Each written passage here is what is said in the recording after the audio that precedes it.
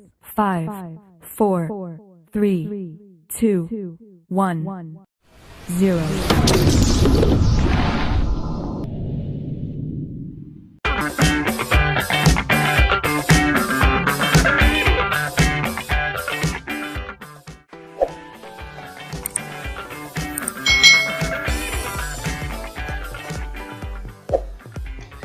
Hai, selamat datang kembali di channel YouTube Kak Citra. Apa kabar nih adik-adik semuanya? Kak Citra berharap kalian dalam keadaan yang baik dan sehat selalu. Hari ini kita akan belajar bersama-sama lagi untuk mata pelajaran tematik kelas 3 yang ada di tema 1 subtema 3 pembelajaran yang ketiga. Kita langsung saja ke materinya.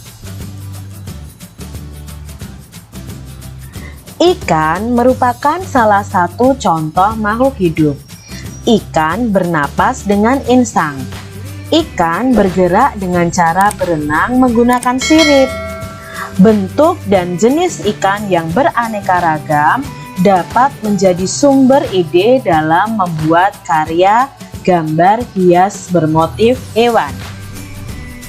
Gambar hias bermotif ikan adalah gambar ikan yang disederhanakan.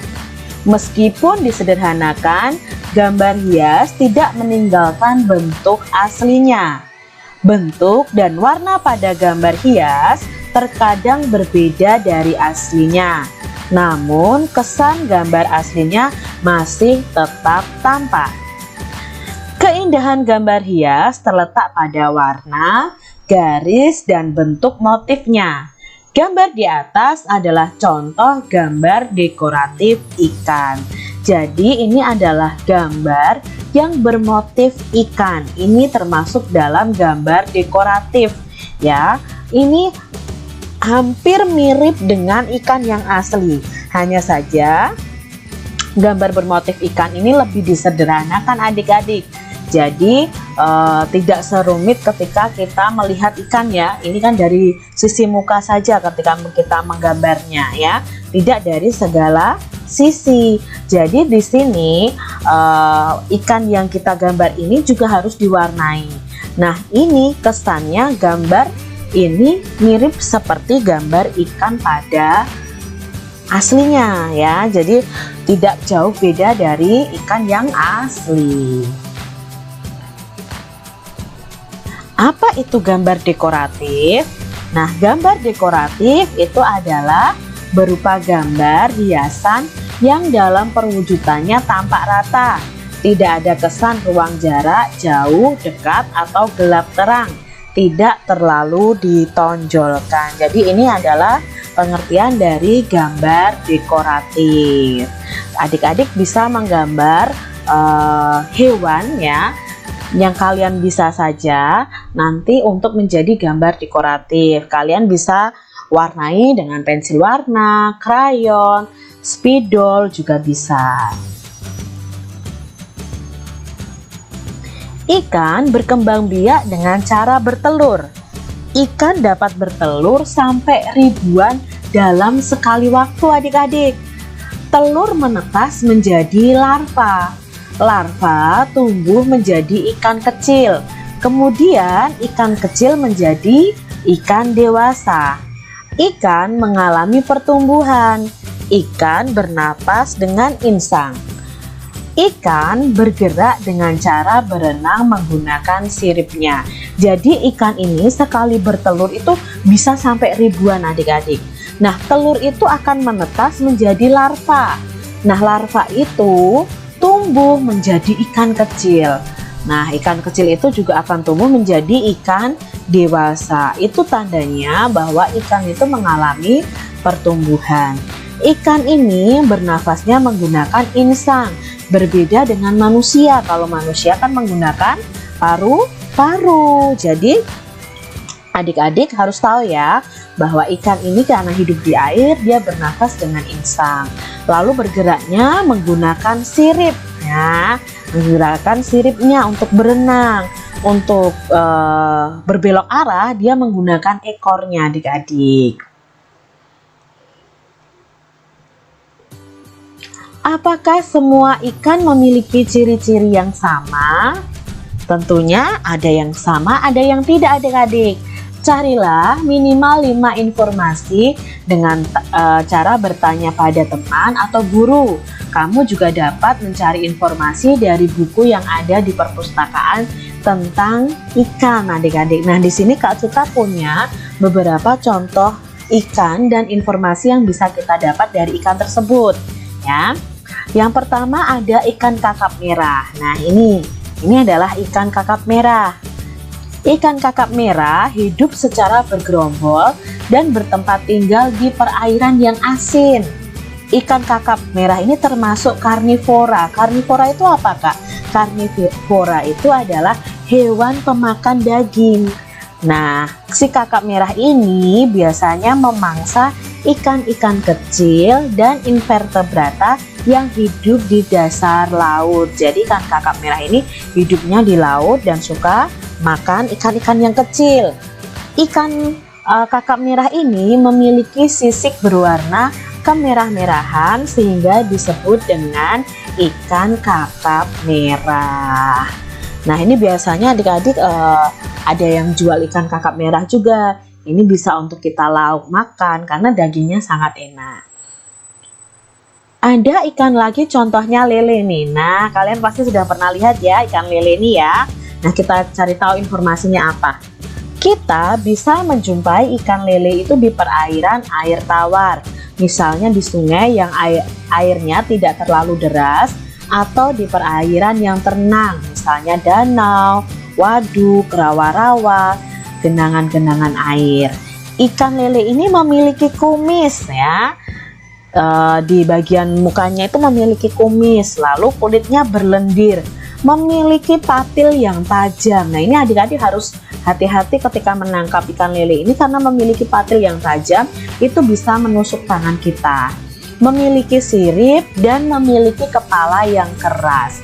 Maka untuk mematikan ikan lele ini biasanya orang pedagang lele itu akan memukul kepalanya, karena ketika dipukul kepalanya otomatis ikan ini akan langsung mati.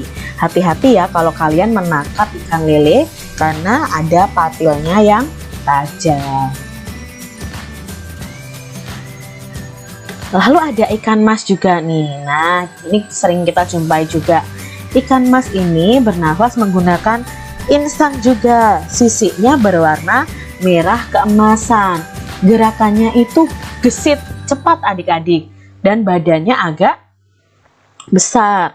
Biasanya dipelihara di akuarium atau di kolam ikan. Nah, ini tentang ikan mas. Itu tadi 3 informasi ikan yang bisa kita ketahui ya adik-adik. Adik-adik bisa cari informasi lebih banyak lagi tentang jenis-jenis atau macam-macam ikan di sekitar kita. Ada jenis ikan yang untuk dimakan, ada juga jenis ikan untuk hiasan. Ikan hias biasanya disimpan dalam akuarium. Banyak orang yang menjual macam-macam ikan hias. Nah, contoh ikan yang bisa dimakan tuh ya, ada lele, ada gurame, ada kakap, ada nila. Itu bisa kita makan adik-adik. Kalau ikan hias itu contohnya ikan koi, ikan mas, ya, cupang, itu juga termasuk dalam ikan hias. Mari mencoba berlatih menghitung jumlah ikan hias yang dihasilkan oleh sebuah peternakan. Nah, kita coba akan belajar menghitung di sini. Sebuah peternakan ikan hias dapat menghasilkan 120 ekor dalam sewaktu 1 bulan. Berapa banyak ikan hias yang dihasilkan peternakan tersebut dalam waktu 2 bulan? Nah, 1 bulannya bisa menghasilkan 120 ekor. Maka 2 bulannya bisa menghasilkan berapa?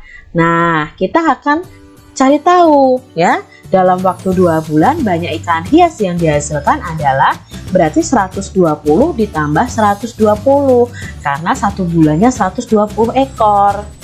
Dalam perkalian kita bisa menulisnya 2 dikali 120.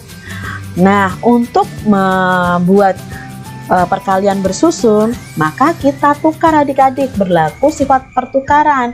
2 dikali 120 itu sama dengan 120 dikali 2.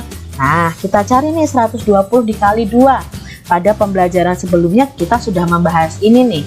Pertama yang kita kalikan adalah 0 kali 2. Berapa 0 dikali 2? Ya, 0 dikali 2 adalah 0. Lalu kita tulis di bawahnya. Sekarang yang dikalikan adalah 2 dikali 2. Berapa 2 dikali 2? Ya, 2 dikali 2 itu 4. Kita tuliskan 4. Yang kita kalikan berikutnya 1 dikali 2. 1 dikali 2 sama dengan 2. Maka kita tulis 2 di depannya. Berarti 120 dikali 2 atau 2 dikali 120 kebalikannya, hasilnya adalah 240. Kalimat kesimpulannya, jadi banyak ikan hias yang dihasilkan peternakan tersebut dalam waktu 2 bulan ada 240 ekor. Kita lihat soal cerita berikutnya. Udin memiliki 3 ember berisi ikan hias. Setiap ember berisi 320 ekor. Berapa banyak ikan hias Udin semuanya? Ya, nah kita di sini tulis dulu perkaliannya. Perkaliannya adalah 3 dikali 320. Nah, kalau 3 dikali 320 dibuat bersusun agak susah adik-adik.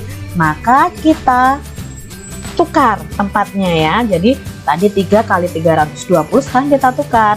Itu sama saja dengan 320 dikali 3. Nah, kita tulis nih bersusun seperti ini.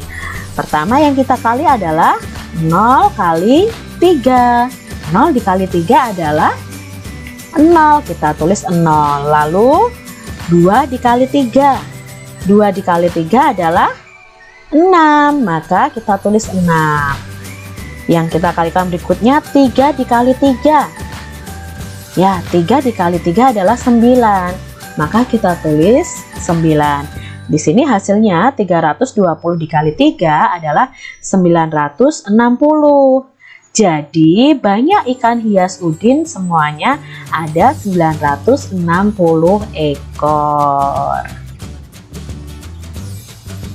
Soal berikutnya. Sebuah toko ikan hias memiliki 7 akuarium.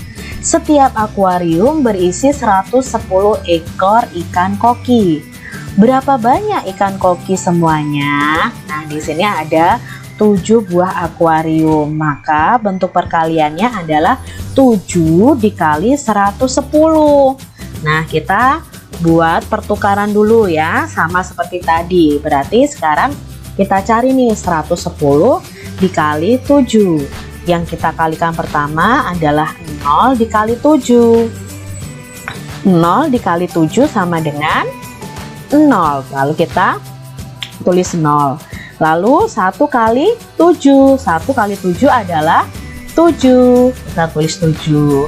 1 kali 7 lagi 7 lagi. Berarti kita tulis 7. Jawabnya adalah 770.